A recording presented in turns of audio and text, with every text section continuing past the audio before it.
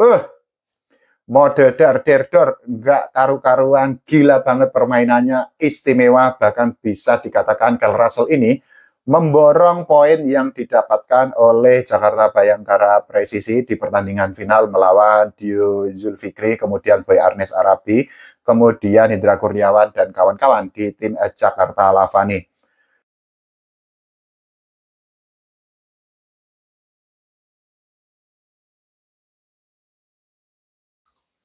Volley Mania, ketemu lagi di channel YouTube Pengabdi Volley. Ya, what a comeback, remontada, reverse sweep yang sangat luar biasa yang ditunjukkan oleh Jakarta Bayangkara Presisi ketika mereka menghadapi Jakarta Lavani di final Proliga 2025. Dan akhirnya kita sama-sama ketahui bahwa Jakarta Bayangkara Presisi menjadi juara Proliga setelah mengalahkan Jakarta Lavani dengan skor 3-2.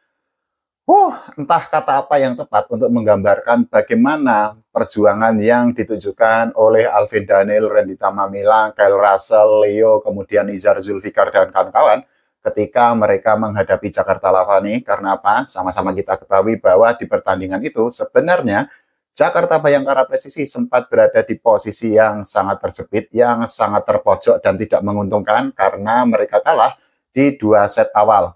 Tapi sekali lagi, ya, what a comeback, reverse sweep yang sangat luar biasa, remontada yang sangat istimewa, sehingga akhirnya Nizar Zulfikar dan kawan-kawan membalikkan keadaan. Ini istimewa banget, kita tentu saja sangat puas ketika menyaksikan pertandingan final Proliga 2025 sektor putra. Inilah pertandingan final yang sesungguhnya jika dibandingkan dengan sektor putri, yang mempertemukan antara Jakarta Pertamina Enduro dengan Jakarta Popsif Woluan. Tentu saja bertolak belakang karena di sektor putri, Jakarta Pertamina Enduro menang dengan sangat mudah dan akhirnya berhak untuk menjadi juara. Kita akan analisis sedikit ya mengenai apa saja faktor yang membuat Jakarta Bayangkara Presisi itu akhirnya berhak menjadi juara setelah mengalahkan Jakarta Lavani. Yang pertama tentu saja adalah kekuatan mental yang dimiliki oleh para pemain Jakarta Bayangkara Presisi. Kalau kita bicara tentang mental, sekali lagi hal itu sudah ditunjukkan ketika mereka kalah 2 set awal, tapi ternyata mental dan juga fighting spirit serta ya semangat yang dimiliki oleh para pemain Jakarta Bayangkara Presisi itu ternyata tidak kendor. Dan saya teringat ucapan dari Rifanur Mulki, mantan pemain Surabaya Samator, di salah satu konten YouTube yang mengatakan bahwa menurut Rifan, memang dengan sistem Final Four seperti ini, kekuatan mental itu hanya akan ditentukan di Final Four. Karena apa? Hasil apapun yang didapatkan oleh sebuah tim di musim reguler itu tidak akan berpengaruh dengan yang mereka dapatkan di Final Four di Proliga.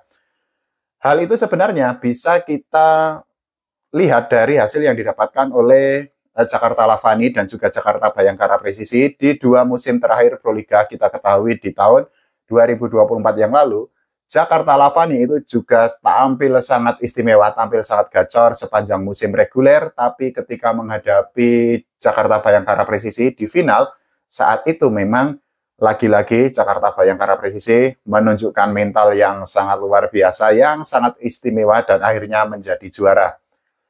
Kondisinya juga hampir mirip antara final tahun 2025 ini dengan tahun 2024 yang lalu. Jadi saat itu memang Jakarta Bayangkara Presisi itu kalah di set pertama dengan skor 30-28, tapi di 3 set selanjutnya Jakarta Bayangkara Presisi yang masih diperkuat oleh Nomori Kita berhasil menang dan akhirnya menjadi juara. Hal yang sama juga terjadi lah ya di tahun 2025 ini, kalah 2 set kemudian membalikkan keadaan. Itu adalah bukti dari mental yang dimiliki oleh para pemain Jakarta Bayangkara Presisi. Kalau kita bicara tentang mental, sekali lagi kemarin kita lihat bahwa mental dari para pemain Jakarta Bayangkara Presisi ini istimewa banget. Termasuk juga Farhan Halim yang menjadi MVP atau pemain terbaik Proliga 2025. Padahal kita ketahui bahwa bagi Farhan Halim, pertandingan final Proliga tahun ini merupakan final pertamanya sebagai pemain voli profesional, karena di tahun kemarin ketika membela Jakarta Bin, dirinya itu tidak bisa untuk membantu Jakarta Bin melangkah ke pertandingan pemungkas. Tapi di tahun ini, meskipun usianya masih cukup muda, meskipun baru pertama kali merasakan atmosfer pertandingan final Proliga, tapi Farhan Halim, mode dar der dor, istimewa banget, dan ya sangat layak kalau Farhan Halim dijadikan sebagai MVP di Proliga tahun 2025 ini. Selain faktor mental, kita juga bisa melihat bagaimana sistem atau strategi yang diterapkan oleh pelatih Jakarta Bhayangkara Presisi, yaitu Redel Toiran, dan juga pelatih Jakarta Lavani, Coach Vives, yang memang menurut saya pribadi memang memiliki beberapa perbedaan. Salah satunya adalah bagaimana kedua pelatih itu melakukan rotasi. Kalau kita bicara tentang rotasi yang dilakukan oleh Redel Toiran, istimewa banget karena apa? Salah satunya bisa kita lihat dari ketika dirinya itu memasukkan Randy Tamamilang untuk menggantikan Leo. Jadi Randy Tamamilang itu tidak diplot sebagai hitter, tapi dijadikan sebagai defense spesialis, dan beberapa kali Randy Tamamilang keren banget menjalankan tugasnya sebagai defense spesialis, dan ya hal itu menjadi angin segar bagi Jakarta Bhayangkara Presisi. Ketika defense mereka baik, mereka tentu saja memiliki peluang lebih besar untuk menyerang dengan lebih maksimal lagi. Selain itu juga dari rotasi-rotasi yang dilakukan oleh Redel Toiran, memang menurut saya ini lebih baik jika dibandingkan Coach Vives. Begitu juga dari strategi ketika Redel Toiran itu melakukan atau mengambil time out. Bedanya dengan Coach Vives itu memang dalam pertandingan kemarin kita bisa melihat bahwa Coach Vives itu ya bisa dikatakan cukup lama untuk mengambil time out, padahal memang time out itu kan sebenarnya bisa dijadikan sebagai strategi ketika tim lawan itu sedang berada di performa atau di tren yang sangat positif. Tapi ya kemarin kita bisa melihat bahwa cukup telat lah ya bagi Coach Vives untuk mengambil time out, sehingga ya time out yang dilakukan memang tidak memberikan dampak yang terlalu signifikan bagi Jakarta Lavani di pertandingan final Proliga tahun 2025 ini.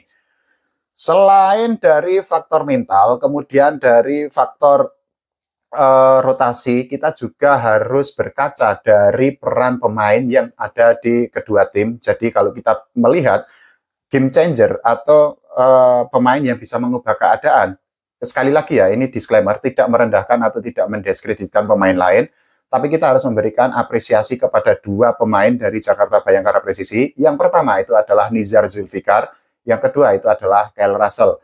Untuk Nizar Zulfikar sendiri, dirinya ini memainkan peran sebagai game changer yang sangat luar biasa ketika masuk sebagai pengganti dari Alvin Daniel.